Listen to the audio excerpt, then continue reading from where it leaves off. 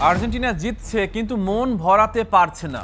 টুর্নামেন্টের অন্যতম ফেভারিট হিসেবে এসে তারা প্রতিটা ম্যাচে জিতেছে ঠিকই, কিন্তু মাঠের লড়াইয়ে ঘাম ছুটে যাচ্ছে আলবিসেলেস্তেদের।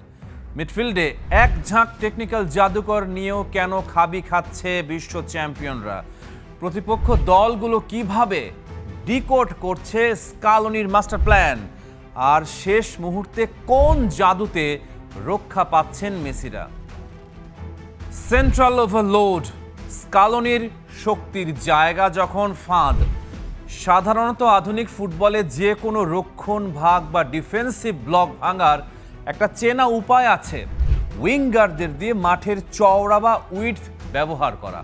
এতে প্রতিপক্ষের ফুলব্যাকরা দুই পাশে সরে যেতে বাধ্য হয় এবং ডিফেন্সে ফাঁকা জায়গা বা স্পেস তৈরি হয়। কিন্তু আর্জেন্টিনা খেলে সম্পূর্ণ ভিন্নভাবে। তারা মাঠ ছড়াতে চায় না, বরং তারা প্রতিপক্ষকে মাঝ মাঠ দিয়ে গুঁড়িয়ে দিতে চায়। মিশর বা কাবো ভার্দের বিপক্ষে আর্জেন্টিনার শুরুর একাদশটা খেয়াল করুন। মাঝ মাঠে আলেক্সিস ম্যাকঅ্যালিস্টার, রদ্রিগো ডি পল, এনজো ফার্নান্দেজ, সামনে লিওনেল মেসি আর হুলিয়ান আলভারেজ। এরা প্রত্যেকেই মূলত সেন্ট্রাল প্লেয়ার, যারা মাঠের মাঝখান দিয়ে খেলতে পছন্দ করেন। স্কালোনির মূল কৌশল হলো সেন্ট্রাল ওভারলোড। বল যে চ্যানেলে বা পাশে থাকে ঠিক সেই জায়গায় 4-5 জন খেলোয়াড় পজিশন নেন।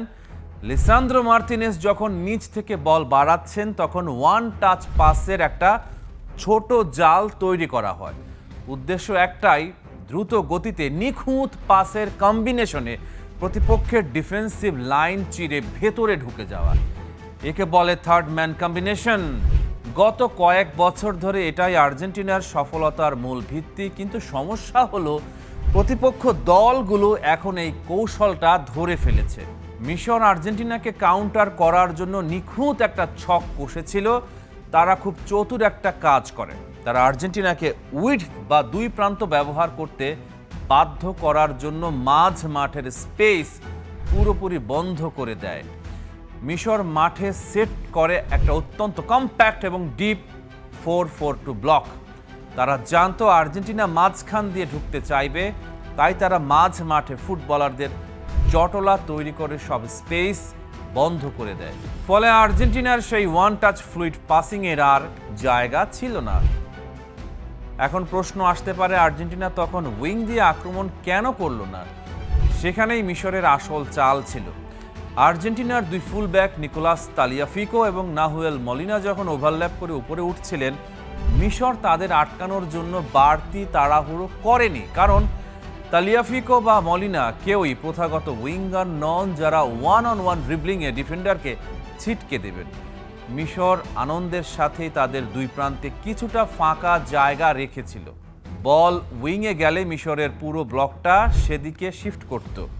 এর সঙ্গে যোগ হয়েছিল আর্জেন্টিনার আর একটা বড় খামতি, রানার ইন বিহাইন্ড ডিফেন্সের পেছনে দৌড়ে বল ধরার মতো খেলোয়াড়ের অভাব। ফলে মিশর খুব আরামে ডিপ ডিফেন্স করেছে এবং কাউন্টার অ্যাটাকে আর্জেন্টিনার উপর চড়াও হয়েছে। কাবো ভার্দে বা মিশর ছোট দলগুলো এভাবেই আর্জেন্টিনাকে চরম বিপদে ফেলে দিয়েছিল। প্ল্যান বি, স্কালোনির মাস্টার স্ট্রোক। আর্জেন্টিনা ম্যাচ জিতেছে, কিন্তু কিভাবে? প্রথমার্ধে যখন দেয়ালে পিঠ ঠেকে গেল, তখন দ্বিতীয়ার্ধে স্কালোনি এমন কিছু পরিবর্তন করলেন যা এই দলের চেনা ছকের বাইরে, আর সেটাই বদলে দিল ম্যাচের ভাগ্য। ম্যাচের 66 মিনিটে স্কালোনি মাঠে নামিয়েছিলেন গনজালেসকে, আর এই একটা পরিবর্তনই ট্যাকটিক্যাল দৃশ্যপট বদলে দিল। গনজালেস মাঠে এসেই একদম টাচ লাইনের কাছাকাছি উইডথ হোল্ড করা শুরু করেন। তিনি এমন একজন খেলোয়াড় যিনি গতি দিয়ে ফুলব্যাককে পরাস্ত করতে পারেন, আবার ডিফেন্সের পেছন থেকে বক্সে রানও নিতে পারেন। একই সঙ্গে মাঠে এলেন লাউতারো মার্তিনেজ, আর সবচেয়ে বড় জুয়াটা খেললেন মেসি স্বয়ং। মেসি সেন্টার থেকে সরে গিয়ে একদম ডান প্রান্তের উইংয়ে জায়গা নিলেন। হঠাৎ করে দৃশ্যপট বদলে গেল। মিশরের যে ব্যাকলাইন 4 জন মিলে মাঝখানটা দখল রেখেছিল, তারা এবার মেসি এবং গনজালেসকে আটকানোর জন্য দুই পাশে ছড়াতে বাধ্য হলো। ততক্ষণে মিশর 2-0 গোলে এগিয়ে থাকায় ডিফেন্সিভ মানসিকতায় চলে গিয়েছিল ঠিকই, কিন্তু আর্জেন্টিনার এই নতুন ফরওয়ার্ড প্রোফাইল তাদের এলোমেলো করে দেয়। টুর্নামেন্ট ফুটবলের নির্মম বাস্তবতা, আর্জেন্টিনা হয়তো তাদের চিরচেনা শৈল্পিক ফুটবল সবসময় খেলতে পারছে না। দলগুলো তাদের মূল শক্তিকে বোতলবন্দি করে ফেলছে, কিন্তু টুর্নামেন্ট ফুটবলে দিন শেষে জয়টাই শেষ কথা। সুন্দর খেলে হেরে যাওয়ার চেয়ে কুৎসিত খেলে ম্যাচ বের করে নেওয়াটাই বড় আর্ট। স্কালোনি প্রমাণ করেছেন তিনি কেবল এক কৌশলে আটকে থাকা কোচ নন। দলের শক্তির বাইরে গিয়েও কিভাবে তাৎক্ষণিক সমাধান বা ট্যাকটিক্যাল ফিক্স বের করতে হয় স্কালোনি সেটা জানেন। মেসিকে সঠিক সময়ে সঠিক জায়গায় ব্যবহার করার ক্রেডিট অবশ্যই স্কালোনির প্রাপ্য।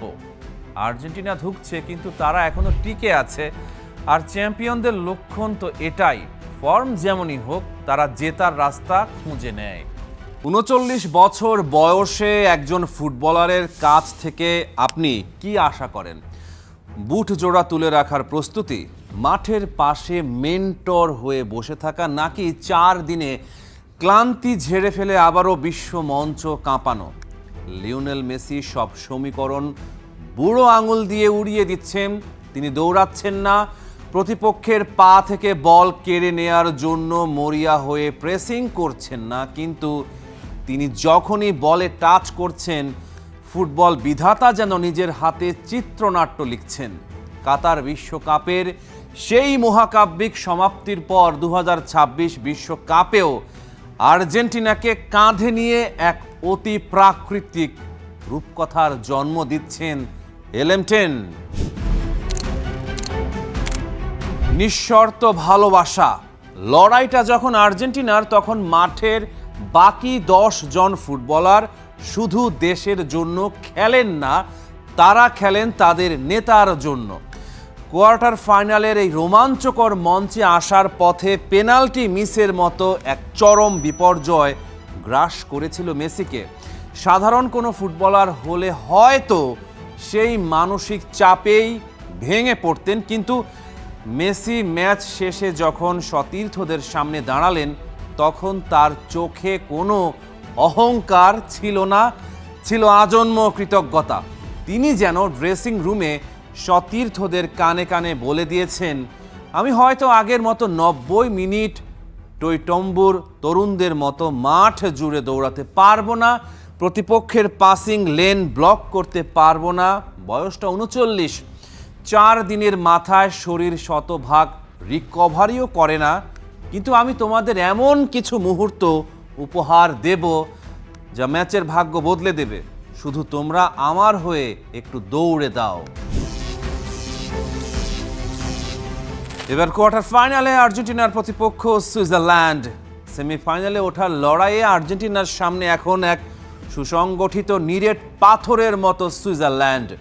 মুরাত ইয়াকিনের এই দলটা আর যাই হোক আপনাকে ফুরফুরে মেজাজে মাঠ ছাড়তে দিবে না। শেষ 16 লড়াইয়ে কলম্বিয়ার বিপক্ষে 120 মিনিটের রক্তক্ষয়ী যুদ্ধ এবং টাই ব্রেকারের বৈতরণী পার হয়ে তারা কোয়ার্টার ফাইনালে এসেছে। ক্লান্ত ঠিকই, কিন্তু মানসিকভাবে তারা এখন ফুটছে। সুইসদের শক্তির মূল কেন্দ্রবিন্দু তাদের ডিফেন্সিভ অর্গানাইজেশন। কাগজে কলমে তারা 4-3-3 বা 4-2-3-1 ফরমেশনে খেললেও বল যখন প্রতিপক্ষের পায়ে থাকে, মুহূর্তেই তা রূপ নেয় 5 ডিফেন্ডারের এক দুর্ভেদ্য দেয়ালে, অথবা ভীষণ কম্প্যাক্ট 4-5-1 সিস্টেমে। মাঝ মাঠের সব রাস্তা তারা বন্ধ করে দেয়, প্রতিপক্ষকে বাধ্য করে উইং দিয়ে খেলতে। এই সুইস ডিফেন্সের মূল কাণ্ডারি মানুয়েল অকানজি যে কোনো রক্ষণাত্মক ভুল ত্রুটি শুধরে নেয়া কিংবা ব্যাকলাইন যখন আলগা হয়ে যায় তখন পজিশন ধরে রাখায় অকানজির কাজ। তবে আর্জেন্টিনার জন্য সবচেয়ে বড় মাথা ব্যথার কারণ হবেন গ্রানিত জাকা। সুইজারল্যান্ডের পুরো আক্রমণ ভাগ যেন এই একজন ফুটবলারের ইশারায় চলে। তিনি খেলার গতি নিয়ন্ত্রণ করেন, পাসিংয়ের দিক পরিবর্তন করেন এবং নিখুঁত পাসে প্রতিপক্ষের রক্ষণ চূর্ণ করেন। মাঝ মাঠে জাকাকে যদি স্বাধীনভাবে খেলতে দেয়া হয় তবে আর্জেন্টিনা বিপদে পড়বে। এর সাথে যোগ হবে ডেনিস জাকারিয়ার আগ্রাসী ফুটবল এবং বাতাসে ভাসানো বলে ব্রেল এমবোলোর শারীরিক শক্তি, ফ্রিকিক কিংবা কর্নারে ফাবিয়ান রিডার বা রুবেন ভার্গাসের ভাসানো বলে অকানজি এমবোলোরা যে কোনো ডিফেন্সের রক্তচাপ বাড়িয়ে দেওয়ার জন্য যথেষ্ট। সুইজারল্যান্ড যতই দুর্ভেদ্য হোক না কেন, তাদের এই রক্ষণাত্মক দেয়ালেও ফাটল রয়েছে, আর সেই ফাটলগুলো খুঁজে বের করার জন্য লিওনেল মেসির চেয়ে দক্ষ সার্জন ফুটবল ইতিহাসে আর দ্বিতীয় কেউ নেই। আর্জেন্টিনা প্রধানত তিনটা জায়গায় সুইসদের ঘা দিতে পারে। রিকার্দো রদ্রিগেজের রেখে যাওয়া শূন্য স্থান। Swiss left back Ricardo Rodriguez যখন আক্রমণে উঠে যান, তখন তার পেছনে এবং সেন্ট্রাল ডিফেন্ডার নিকো এলভেদির মাঝখানে একটা বিশাল ফাঁকা জায়গা তৈরি হয়। আর্জেন্টিনা যদি দ্রুত বলের দিক পরিবর্তন করতে পারে, তবে সেই ফাঁকা জায়গাটুকু হবে মেসির অভয়ারণ্য। মেসি তার নিখুঁত থ্রু বলে সেখানে বল পাঠাবেন, আর সেই সুযোগে হুলিয়ান আলভারেজ কিংবা লাউতারো মার্তিনেজ সুইস ডিফেন্সের পেছনে গিয়ে মরণ কামড় বসাবেন। বক্সের বাইরের সেকেন্ড বল বা রিবাউন্ড, সুইজারল্যান্ড যখন রক্ষণ সামলায় তারা বড্ড বেশি পেনাল্টি বক্সের 6 গজ এরিয়ার ভেতর ভিড় জমায়। এর ফলে বক্সের ঠিক বাইরে একটা বড় ফাঁকা জায়গা বা সেকেন্ড বল রিকভারি করার সুযোগ তৈরি হয়। কলম্বিয়া হেরে গেলেও এই দুর্বলতা ব্যবহার করে সুইসদের কাঁপিয়ে দিয়েছিল।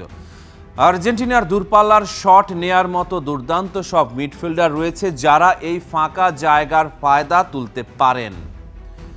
ক্লান্তি, কলম্বিয়ার বিপক্ষে 120 মিনিটের ক্লান্তি সুইস ফুটবলারদের পায়ে ভর করবেই। তার উপর ডেনিস জাকারিয়া, গ্রানিট জাকা এবং মিরো মুহেইম, দলের এই 3 প্রধান স্তম্ভের মাথায় ঝুলছে একটা করে হলুদ কার্ড। আর একটা কার্ড পেলে সেমিফাইনাল মিস। এই মনস্তাত্ত্বিক চাপ তাদের 1-to-1 ট্যাকল বা আগ্রাসী ডিফেন্ডিংয়ে কিছুটা হলেও হাত পা গুটিয়ে রাখতে বাধ্য করবে। স্কালোনি বনাম ইয়াকিন, ধৈর্যের পরীক্ষা। সুইজারল্যান্ডের বিপক্ষে ম্যাচটা কোনো গতিময় নান্দনিক ফুটবলের প্রদর্শনী নাও হতে পারে। লিওনেল স্কালোনি ও মুরাত ইয়াকিন একে অপরকে চেকমেট করার অপেক্ষায় থাকবেন। এই ম্যাচে আর্জেন্টিনার মূল হাতিয়ার হবে ধৈর্য।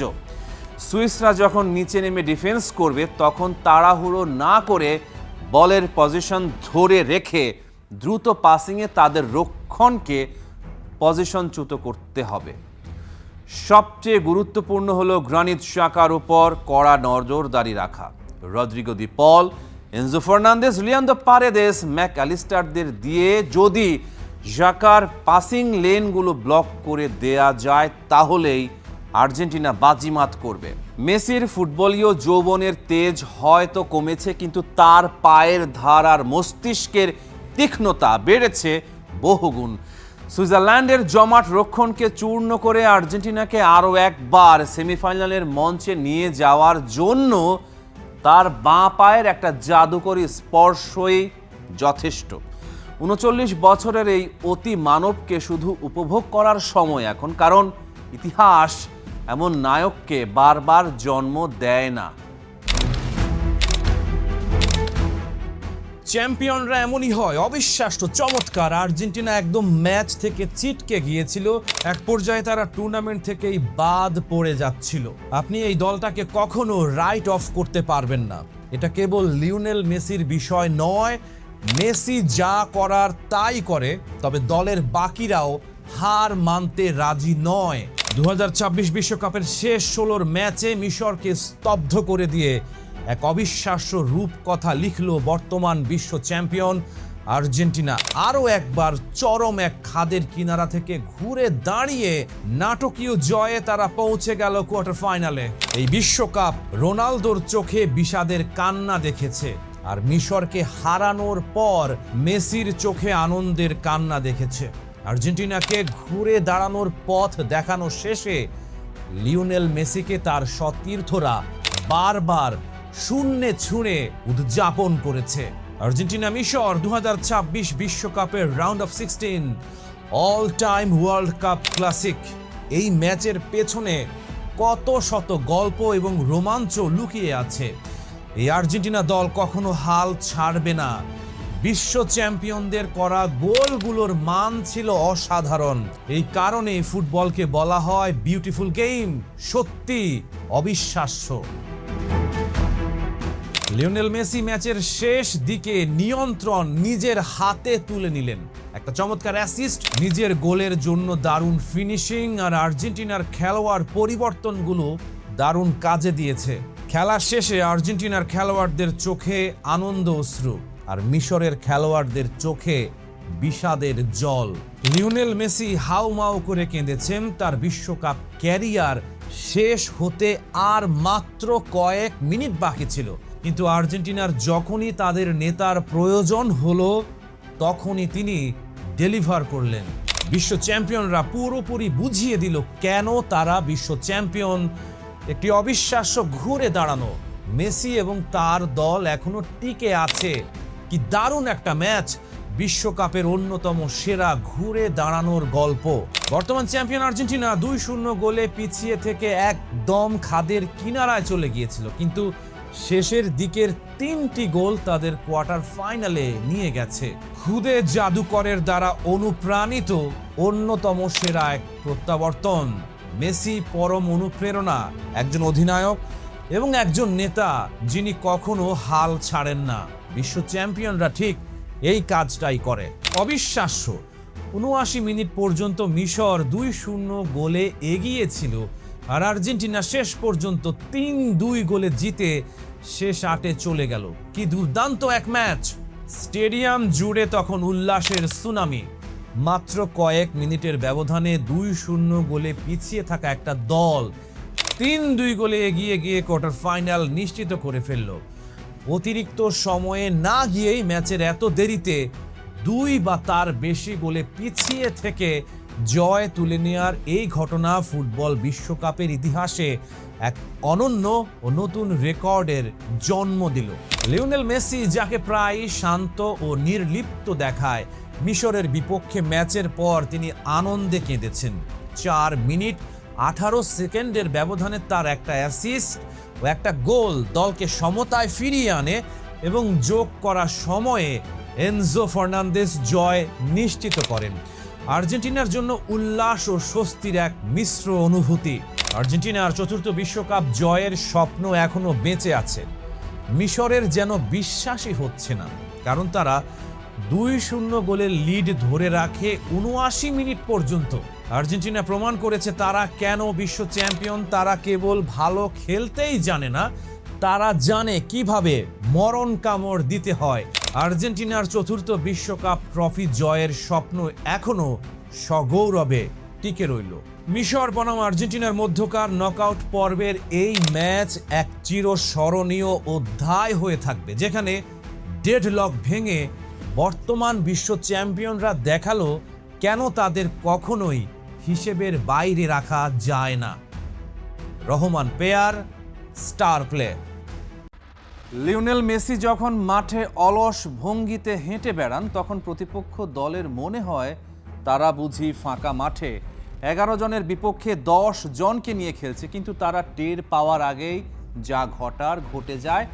হঠাৎ 1 সেকেন্ডের তীব্র গতি, একটা কাঁধের ঝাঁকুনি, ডিফেন্ডারদের চোখের পলকে বোকা বানিয়ে বল চলে যায় জালের ঠিক কোনায়।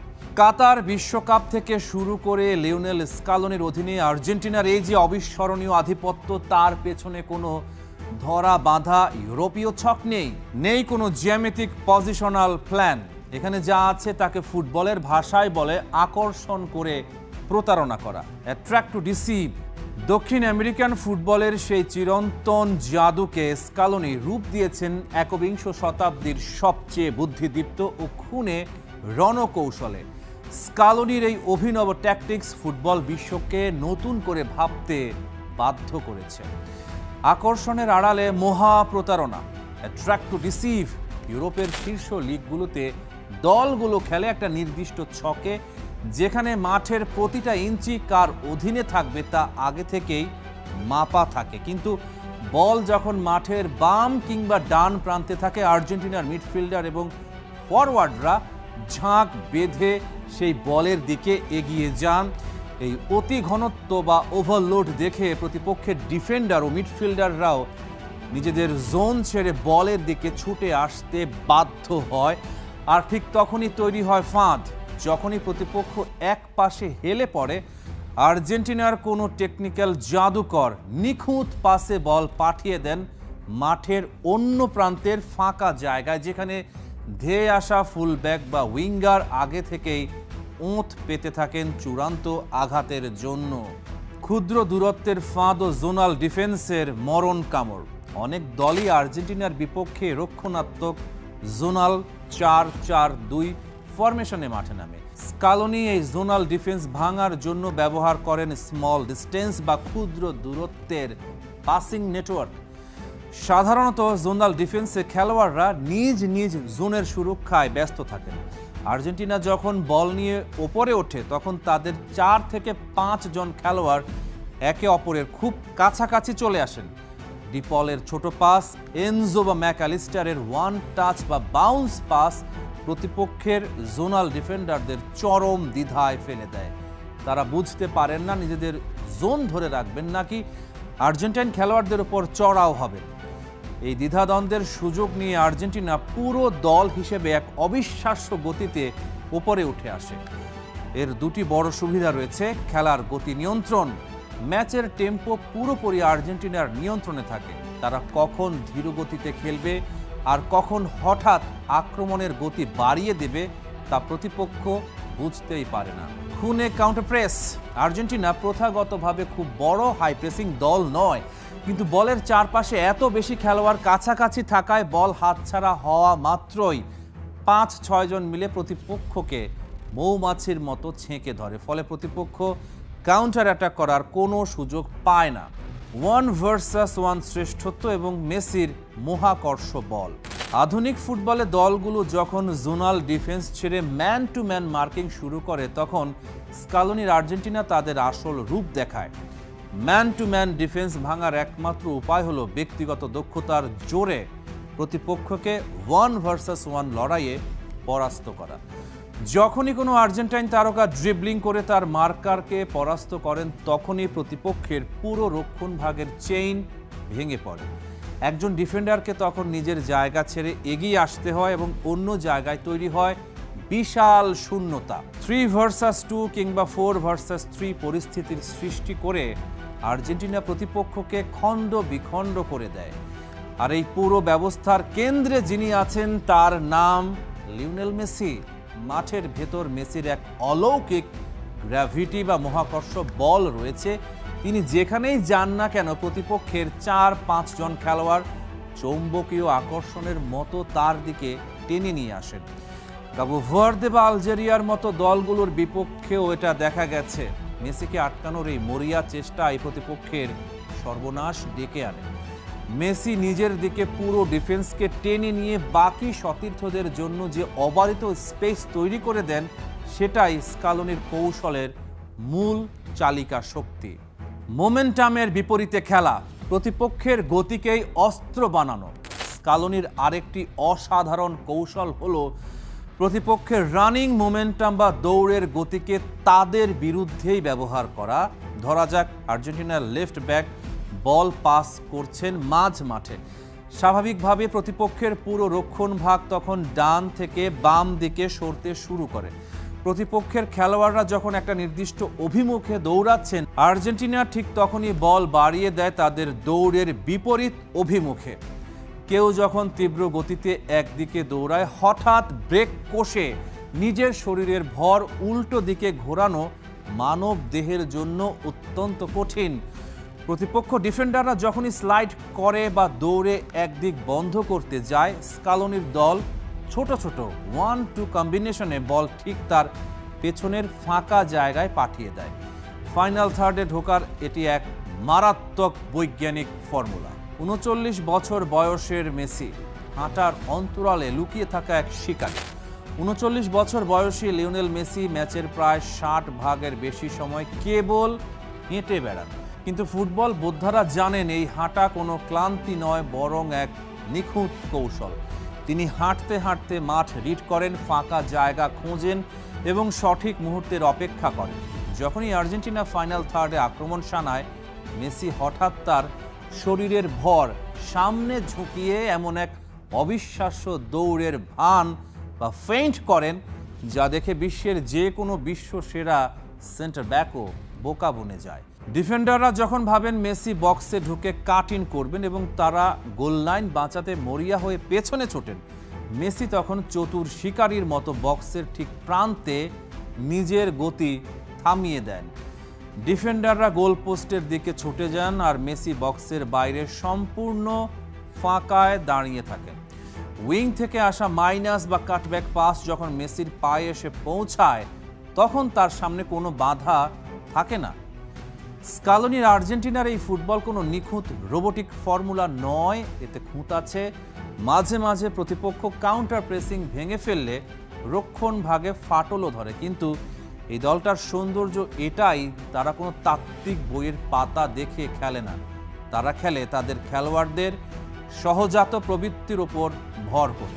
4 বছর আগে কাতারের মরুভূমিতে সৌদি আরবের কাছে যে চোট খেয়ে আর্জেন্টিনা বিশ্ব জয় করেছিল, মায়ামিতে কাবো ভার্দের জানবাজি লড়াই আর্জেন্টিনাকে সেই একই ওয়েক আপ কল দিয়ে গেল। কাবো ভার্দে 2 বার সমতা ফেরালো, ম্যাচ গড়ালো অতিরিক্ত সময়ে, আর শেষমেশ 3-2 গোলে কোনো রকমে বাঁচলো বিশ্ব চ্যাম্পিয়নরা। প্রশ্ন উঠছেই, এই দল কি সত্যি আবার বিশ্বকাপ জেতার মতো জায়গায় আছে?